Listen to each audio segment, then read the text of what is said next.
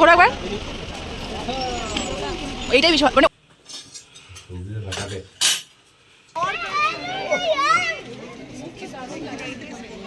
Hello everyone, welcome back to our channel uncut life of Rimi Arjun. আশা করি তোমরা সকলে খুব ভালো আছো, আমরাও ভালো আছি। আজ দার্জিলিংয়ের কিছু সাইট সিইং করতে করতে আমরা কার্শিয়াং আসলাম, আর কার্শিয়াংয়েরও একটা দুটো করেছি, তো সবটাই তোমাদের সাথে শেয়ার করব। আর আমরা করতে করতে এই যে হোমস্টেটাতে ফিরলাম প্রায় 4:30 বেজে গেছিলো। তো যাই হোক, সারাদিনটা কি করলাম সকাল থেকে চলো তোমাদের সাথে সেটা শেয়ার করি আগে, তারপর বাকিটা আসছি মানে এখন থেকে। তো চলো। আজ আমাদের দার্জিলিং ট্রিপের 4th ডে, আর আমরা সবাই রেডি হচ্ছি আজকে দার্জিলিং থেকে বেরিয়ে যাব কার্শিয়াংয়ের উদ্দেশ্যে। কিন্তু হঠাৎই সেই সময় সকালে যখন রেডি হচ্ছি, হঠাৎ আমাদের ওনার ফোন করে বললেন এখন ক্লিয়ার স্কাই রয়েছে, ওই জন্য কাঞ্চনজঙ্ঘার যে রেঞ্জটা খুব ভালো মতো দেখা যাচ্ছে। আমরাও ঝটপট চলে গেলাম সেটাকে দেখতে, আর সত্যি ওখান থেকে খুব সুন্দর দেখা যাচ্ছিল। ক্যামেরাতে কতটা কি ক্যাপচার করেছে জানি না, তবে সামনে থেকে সত্যিই ভীষণ ভালো লাগছিল। আর আমাদের এই দেখার একটা ইচ্ছা ছিল খুব বেশি, আর যেটা কিনা আমাদের হোটেল থেকেই আর কি পূর্ণ হয়ে গেল। তো এরপর সবাই রেডি হয়ে বেরিয়ে গেছি। প্রথমেই এসেছি জুতে, আর এসেই ফার্স্টে দেখালাম তোমাদের যে কি প্রচণ্ড ভিড় সামনেটা। তারপর আমরা টিকিট কেটে ভেতরে ঢুকলাম, আর টিকিট পার হেড 110 টাকা এরকম মতো পড়েছিল আমাদের পার হেড। তো যাই হোক, ঢোকার পর সবাই আগে চাটা খেয়ে নিচ্ছে, মানে সবাই বলতে বাবা মা আর ও 3 জনে খেয়েছিল, আমি আর টুম্পা খাইনি। তো এই হলো, এখন এবার ভেতরে যাব, দেখি কি কি দেখতে পারি না পারি সবটাই তো তোমাদের সাথে শেয়ার করব।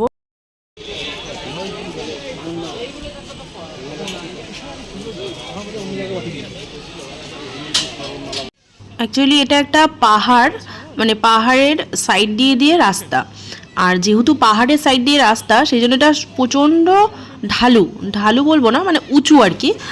তো সেই উঁচু দিয়ে আমরা উঠছি, আর দুই দিকে নানান রকম জন্তু এগুলো দেখতে পাচ্ছি। তো ফার্স্টে যেগুলো দেখালাম ওগুলো ওই মাউন্টেন গোট বা এগুলো, আর তারপর সবাই যেটা দেখে থমকে গেছিলাম সেটা হচ্ছে যে রয়্যাল বেঙ্গল টাইগার।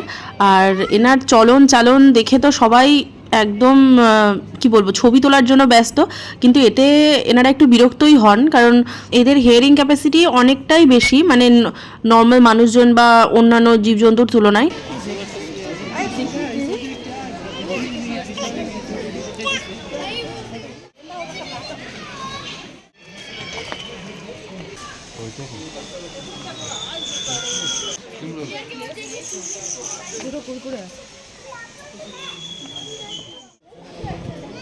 একবারে কাছে আছে গো।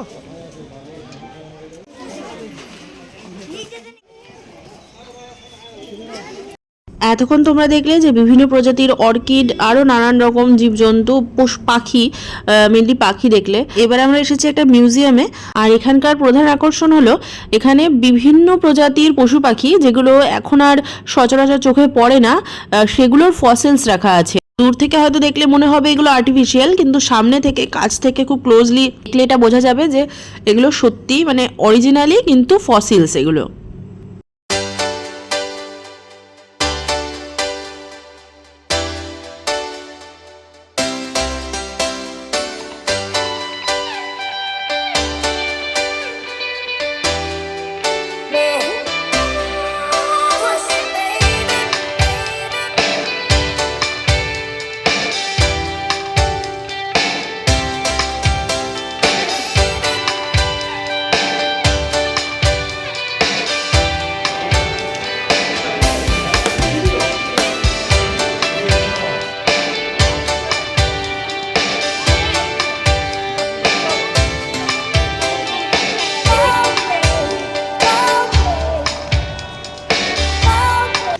ভেতরে মোটামুটি সব কিছুই দেখা হলো। এবার এটা আর একটা সাইডে এখানে সবাই আসছে রেড পান্ডা দেখার জন্য, আর এগুলো সত্যি এত কিউট ছিল। মানে এগুলোর যে কাজ আর কি, সবসময় নাকি ঘুমিয়েই থাকে, যে গাছের ডালে ডালে ঘুমাচ্ছে। আর একটা বড়, এইটা বেশি ভালো লাগছে। হ্যাঁ বাবা,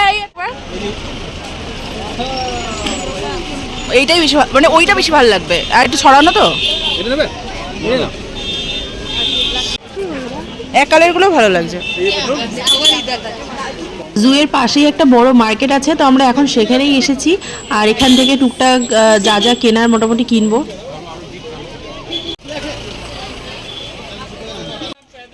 এখান থেকে আমরা বেশ অনেকগুলো সানগ্লাস কিনেছি, আর ওই ফার্স্টে যে টুপিটা দেখালাম বড়, সেটাও নেওয়া হয়েছে। আর এবার ওই ব্রেসলেটটা ও নিচ্ছে। দেখি হাতটা, এগুলো খুব ভালো লাগে। মার্কেটটা কিন্তু বেশ বড়, আমরা অনেক কিছু এখান থেকে কেনাকাটা করলাম। এরপর কার্শিয়াংয়ের উদ্দেশ্যে যাব। আর রাস্তায় যেতে যেতে আমাদের গাড়িটা জ্যামে আটকে গেছিলো। আর এই যে কিউট পুচকিটা এখানে কি করছিল বুঝতে পারছিলাম না, আমরাও ওর ভাষা বুঝতে পারছিলাম না, ও আমাদের, কিন্তু আমরা নিজেদের মধ্যে একটা ইন্টারেক্ট করছিলাম আর ও সেটাকে বেশ এনজয় করছিল। কার্শিয়াং যাওয়ার পথেই আমরা একটা মার্কেটে দাঁড়িয়েছি, আর এখানে একদম অন্যরকম মানে কিছু কিছু ভেজিটেবলস ফ্রেশ তো বটেই, কিন্তু দেখতেও বেশ অন্যরকম লাগছিল, ওই জন্য ভাবলাম তোমাদের সাথে একটু শেয়ার করি। আর চারপাশের যে ভিউটা সেটা তো অসাধারণ।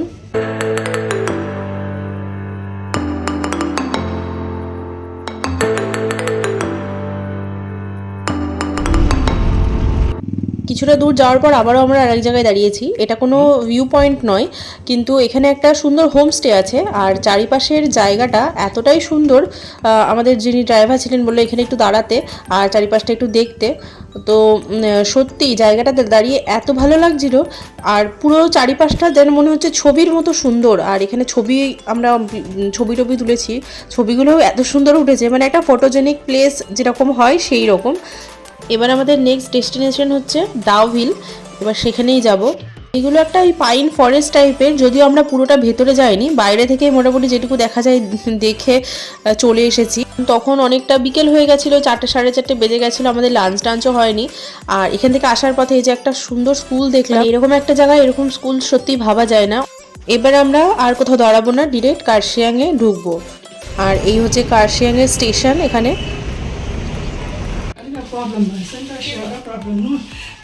আমরা সবে কার্শিয়াংয়ে আমাদের হোমস্টে পৌঁছালাম, আর পৌঁছেই একটু ফ্রেশ হয়েই লাঞ্চ করতে বসে গেছি। লাঞ্চে আমাদের ছিল ডিমের কারি, আর তার সাথে নানান রকম সবজি, ডাল, চাটনি, পাঁপড় এগুলো ছিল। আর খাবারগুলো খুবই টেস্টি ছিল।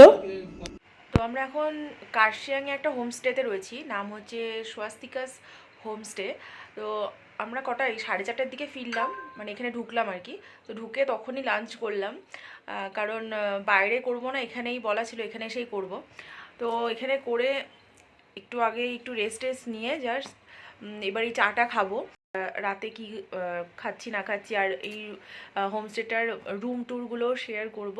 এমনি হোমস্টেটা খুবই ভালো, কিন্তু প্রচণ্ড উঁচু, মানে রাস্তা থেকে মানে রোড থেকে ডিস্টেন্স বেশি নয়, কিন্তু প্রচণ্ড হাইতে, মানে আমাদের আসতে তো রীতিমতো হিমশিম খেতে হয়েছে। এমনি ভালো, সব কিছুই ভালো, কিন্তু ব্যাপারটা হচ্ছে শুধু একটু উঁচুতে, মানে আর আমাদের বোনের আসতে বেশি কষ্ট হয়েছে এতটা উঁচুতে। তো কালকে একেবারেই আমরা নামবো, মানে যখন আর কি ইয়েতে যাব, কোথায় যেন জলপাইগুড়ি যাব, তখন একবারেই নামবো। সেই জন্য এখন আর অতটা চাপ নিচ্ছি না, কালকে আবার চাপ নেবো নামার সময়। অতটা অসুবিধা হবে না, ওটার সময় যতটা হয় এখানে। হ্যাঁ হ্যাঁ। মা বাবারা পাশের ঘরে, আর আমরা এই ঘরে এখন রেস্ট নিচ্ছি। আর এই যে সামনে একটু ভিডিও দেখছি, নিজেদের ভিডিও নিজেরা দেখছি আর কি টিভিতে। আর এখানকার আমরা যে রুমে ছিলাম, বাবা মারা যে রুমে ছিল, সবটাই একসাথে শেয়ার করব। সেটা আমরা ভাবছি একটা নেক্সট পরে অন্য কোনো ভিডিও বানিয়ে সেটাতে আলাদা করে শেয়ার করব সেপারেটলি। তো আর এটা হচ্ছে আমাদের একটা ছোট্ট ডাইনিং এরিয়া মতো, আর বাইরেটা এইরকম মানে ব্যালকনি, খোলা ব্যালকনি। এখন রাত বলে অতটা ভালো বোঝা যাচ্ছে না, কাল সকালে সুন্দর করে আরও ভালো করে শেয়ার করব তোমাদের সাথে। আর বলতে বলতে এর মধ্যে চাটাও চলে এসেছে, ইভিনিংয়ে চা বিস্কিট এইসব দিয়েছে, তো এখন আমরা সেগুলো এনজয় করি।